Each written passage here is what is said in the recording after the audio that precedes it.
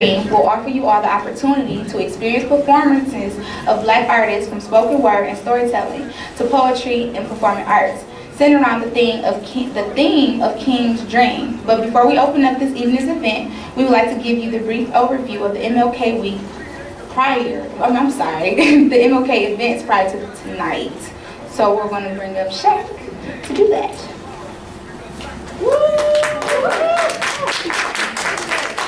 Good evening, everyone. Hello. All right, so this has been a very long week. It's been a great week of education and learning about King's Dream and just everything that he dealt with inclusion and things of that matter. So on Monday, on Martin Luther King Day, we started off with the blood drive and the Martin Luther King breakfast, and each person went to their individual sites around FLINT, Michigan. And then on the second day, on Tuesday, we actually had the Yes, we had telling our story. So we actually caught the bus from here to Burston Fieldhouse, so people can actually get into the community of Flint. We told our stories to the North Side residents of Flint, Michigan. We actually came back to campus and did a march on behalf of Dr. King of what students want on this campus. On Wednesday, we had the opportunity to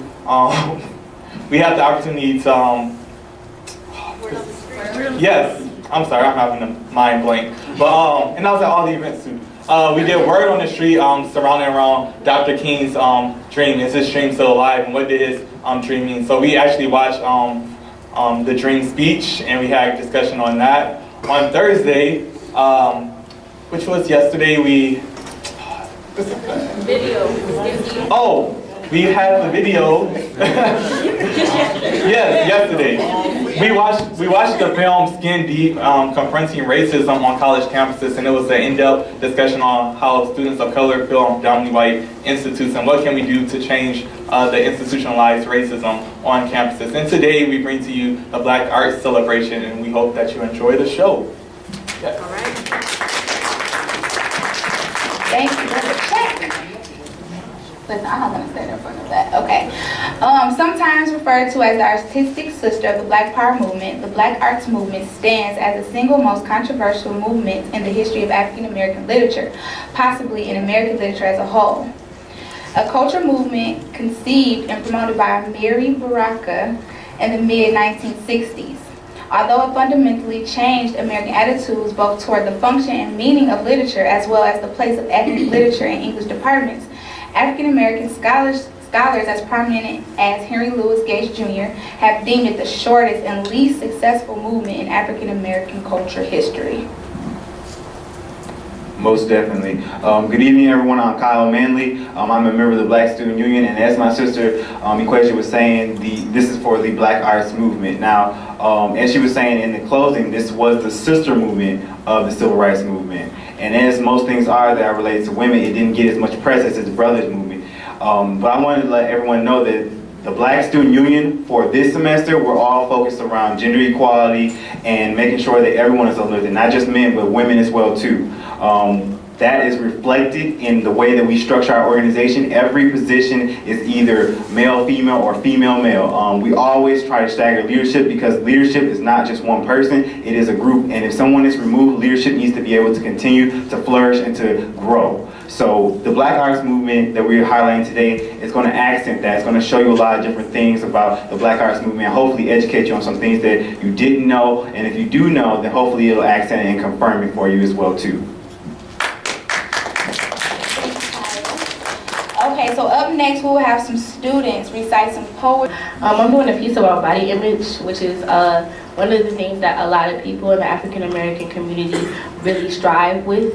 Like they really have problems with it. It's like a major part of our lives, especially being a female. So, here I go. I dream of having the outline of a model pressed up against the grain of my skin tone and complexion. Then maybe men wouldn't keep me a secret. They wouldn't keep saying that I'm just a friend, but quick to claim me in private. Nobody wants a big girl. They want to be able to look at me and pass me within the same glance, unashamed to be placed in the same sentence, attaching them to my name. All my life I've gained nothing but the weight, tipping the scale of my confidence, my body. has become the unspoken curse, isolating me within the walls of my family's southern hospitality. Telling my grandmother I'm not hungry when I haven't eaten since yesterday has become a routine for me. Yearning for every ounce of fat to be lifted from the visual spectrum of my body, like my limbs have been called home to the gods. They say it takes hard work to be pretty. I'm still playing taboo with pretty. She pulls a card, and I try to mold myself into what she has been modified into. I'm sucking in more than just my gut. Doing anything to have that 32-inch waistline shape-shifted and sculpted into my frame. Perfection is a disease that has been nipping at our waistline since way before the 90s. And we need to grasp hold to the fact that being pretty is unreachable. Perfect is unreachable. Young women with curves that are more than worthy of being full-figure need to stop confusing self with imperfection. I watched my classmates struggle and mold herself from being healthy to being borderline anorexic. One of your classmates passes out and is hospitalized because she hasn't eaten in 3 days. This is a problem. She has become one. And the 10 million women who struggle with the life or death battle with the eating disorder, I don't want to end up like her. Making myself sick every time I catch a glimpse of a full body photo of myself, cringing every time you hear the words, too big to be pretty or too pretty to be a big girl. It's like nails scraping against a chalkboard. Except all I can feel is razor blades cutting against my skin, attempting to mimic what liposuction feels like. I need that nip tuck, nipping at my flesh until there's nothing left to tuck in. I'd rather be my size and transparent than to ever let anyone see what the corpse of what I used to be. I have battle scars that just won't fade from my skin, each of them representing and reminding me of the skin that stressed to support weight I didn't even intend to put in. The media isn't ready for the full version of what a woman is supposed to look like. So they keep showing us bare exhibits. Lane Bryant is the sneak peek to what the full figure of a woman is supposed to look like. Curves, more than just a little meat on our bones. We are more than just physical. My body shouldn't be a barrier to my happiness. Love me as I am. I am more than just the exterior. Love you, Sapphire.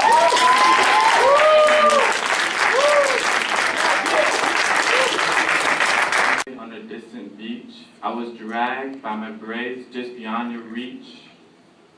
You couldn't even call out my name. You were helpless, and so was I. But unfortunately, throughout history, you've worn a badge of shame. I say the night courtesy into our bedrooms, gentleness into our kitchen, care into our nursery. The ancestors remind us, despite the history of pain, we're going on people who will rise again, and we still rise.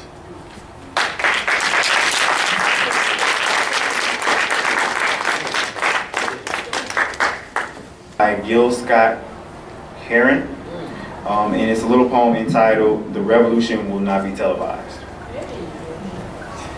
You will not be able to stay home, brother. You will not be able to plug in, turn on, or cop out. You will not be able to lose yourself on Skag and skip out on beer during commercials because the revolution will not be televised. Engelbert Humperdinck, or the rare earth. The revolution will not be televised. It will not be back after this commercial break about a white tornado, white lightning, or white people.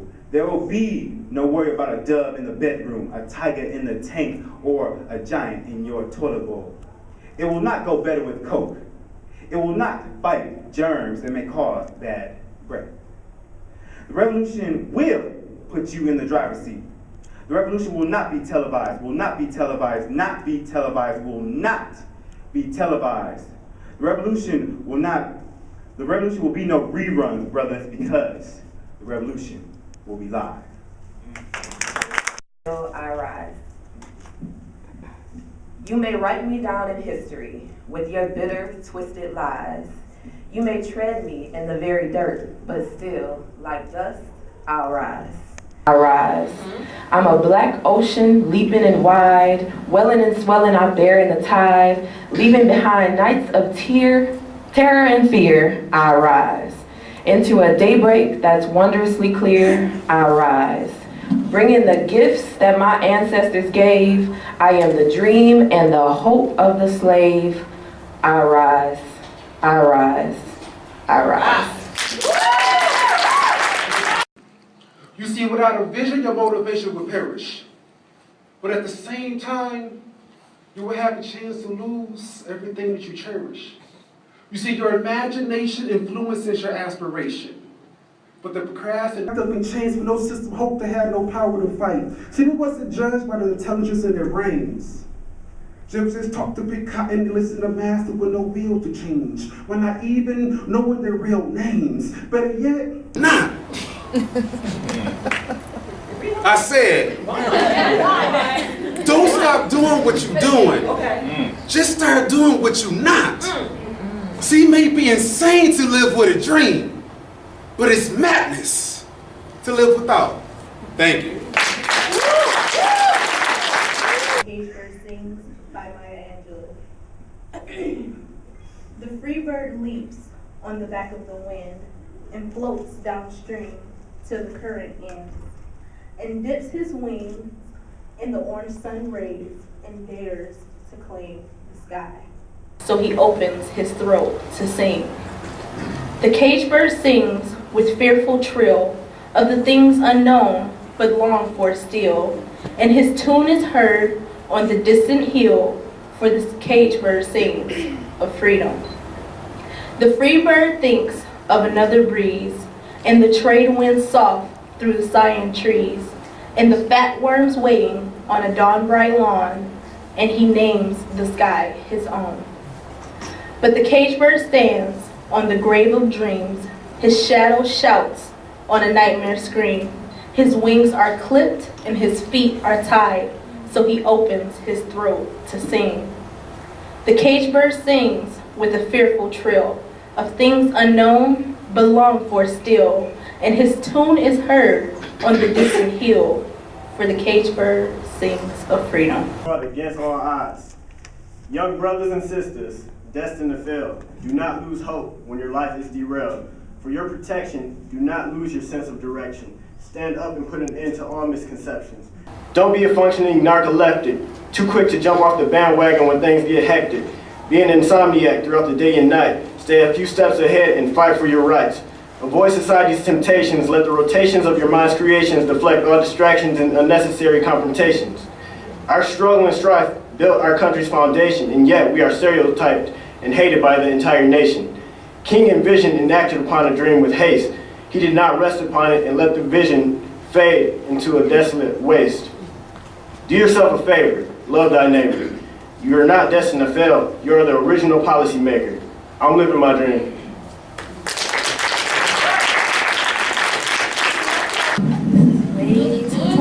Amazing freshman. Hello everyone, my name is Kanisha, and the poem I will be reading is called Strange Fruit by Annabelle Mirapole, which is based off the song by Billie Holiday, recorded in 1939.